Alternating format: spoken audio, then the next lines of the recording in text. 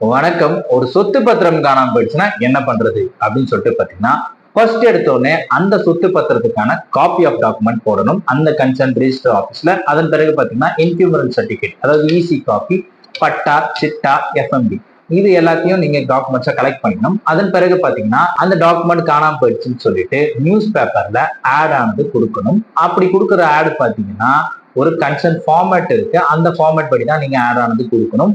கொடுக்குற ஆடு பாத்தீங்கன்னா போத் தமிழ் அண்ட் இங்கிலீஷ்லயும் நீங்க கொடுத்தாகணும். உங்களோட சொத்து பத்திரம் காணாம போயிடுச்சுன்னு சொல்லிட்டு ஒரு பெட்டிஷன் ஒன்று டிராஃப்ட் பண்ணி கன்சர்ன் போலீஸ் ஸ்டேஷன்ல போயிட்டு நீங்க கம்ப்ளைண்ட் ஆனதை ரிஜிஸ்டர் பண்ணுங்க.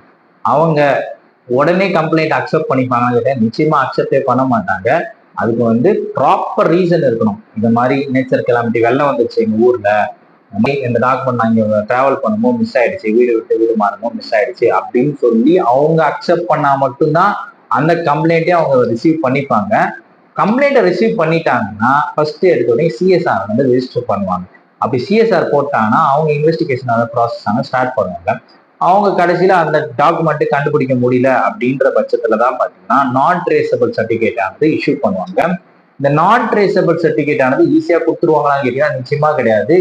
ஏன்னா நிறைய போர்ஜரிஸ், டாக்குமெண்ட் போர்ஜரிஸ் இதனால நடக்குது. ஆனரபிள் மெட்ராஸ் ஹைகோர்ட்ல பாத்தீங்கன்னா கிரிமினல் ஓபி 3307 ஆர்டர் ஆனது பாஸ் பண்ணிருக்காங்க. அதை பேஸ் பண்ணி பார்த்தீங்கன்னா சர்க்குலர் ஆனது இஷ்யூ பண்ணிருக்காங்க. அதை பேஸ் பண்ணி தான் இந்த நான் ட்ரேசபிள் சர்டிபிகேட் கொடுப்பாங்க.